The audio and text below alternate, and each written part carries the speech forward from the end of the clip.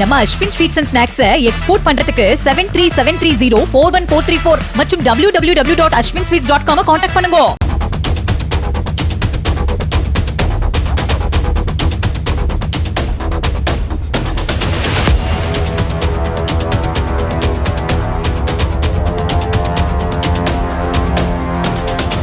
நாட்டையே பேரதிர்ச்சிக்குள்ளாக்கி இருக்கிறது பாலியல் கொடூரன் தஷ்வந்த் உச்சநீதிமன்றத்தால் விடுதலை செய்யப்பட்ட விவகாரம். என்ன நடந்தது என்பது குறித்து விளக்குகிறது இந்த செய்தி தொகுப்பு.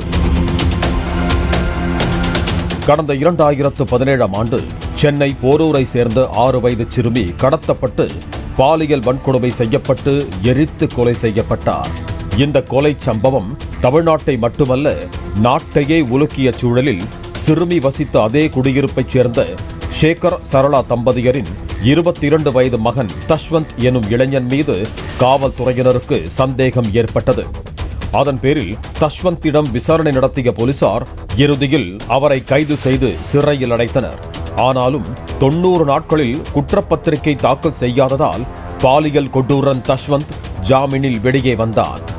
இந்த நிலையில் 2017 டிசம்பர் 2ஆம் தேதி தஷ்வந்த் அவரது தாயார் சரளாவை அடித்து படுகொலை செய்துவிட்டு அவர் கழுத்தில் இருந்த 25 பவுன் தங்க நகைகளை பறித்து மும்பைக்கு தப்பிச் சென்றான். தமிழ்நாடு போலீசார் மும்பை சென்று கைது செய்யும் போதும் போலீசாரிடம் இருந்து தஷ்வந்த் தப்பினான். பின்னர் மும்பை போலீசார் உதவியுடன் தமிழ்நாடு அழைத்து வரப்பட்டு தஷ்வந்தை புழல் சிறையில் அடைத்தனர்.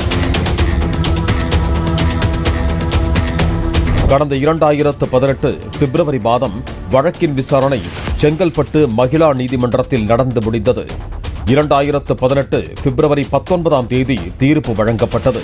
அதில் தஷ்வந்துக்கு 46 ஆண்டுகள் சிறை தண்டனையும் தூக்கு தண்டனையும் விதித்து தீர்ப்பளிக்கப்பட்டது.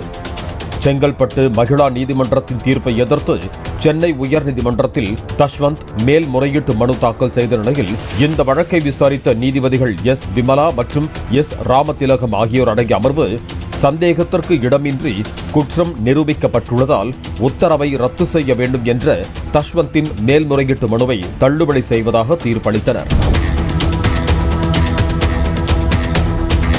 இந்த நிலையில் தாயை கொன்ற வழக்கில் தஷ்வந்தின் தந்தை பிறர் சாட்சியாக மாறிய நிலையில் போதிய ஆதாரங்கள் இல்லை என கூறி தாய் கொலை வழக்கில் இருந்து தஷ்வந்தை விடுதலை செய்ய செங்கல்பட்டு நீதிமன்றம் உத்தரவிட்டது.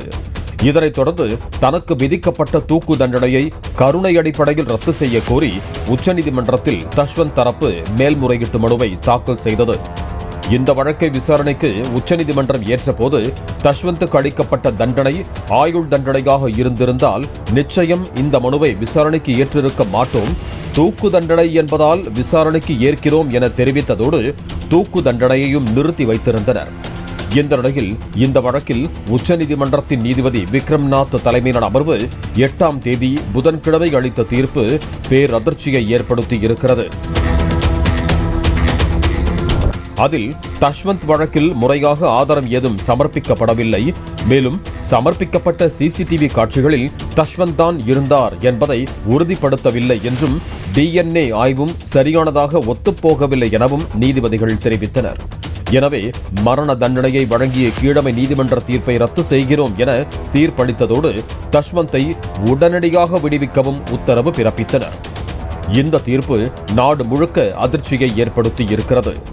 இதனைத் தொடர்ந்து தமிழ்நாடு அரசு மீண்டும் சீராய்வு மனு தாக்கல் செய்ய இருப்பதாக கூறப்படுகிறது. அதே நேரம் தமிழ்நாடு காவல்துறை முறையான ஆவணங்களையும் ஆதாரங்களையும் ஏன் சமர்ப்பிக்கவில்லை, DNA ஏன் மேட்ச் ஆகவில்லை, சிசிடிவி காட்சிகள் மூலம் ஏன் நிரூபிக்க முடியவில்லை, அப்படி என்றால் சிறுமியை கொலை செய்தது யார் என பல்வேறு கேள்விகளை எழுப்பி வருகிறார்கள் சமூக ஆர்வலர்கள். நம்ம Ashwin sweets and snacks export பண்றதுக்கு 7373041434 மற்றும் www.ashwinsweets.com கான்டாக்ட் பண்ணுங்க. பிளே ஸ்டோர் மற்றும் ஆப் ஸ்டோரில் இருந்து பாலிமர் செயலியை QR கோடு மூலம் பதிவிறக்கம் செய்யுங்கள். செய்திகளை உடனுக்குடன் பெறுங்கள்.